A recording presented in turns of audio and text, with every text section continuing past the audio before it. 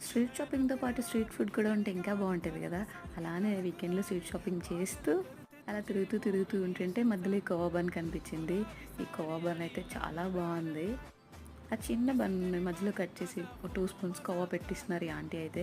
Taste అయితే చాలా బావుంది. ఈ బన్ అయితే రూ. 10. నేనైతే ఒక 2 తీసుకున్నాను.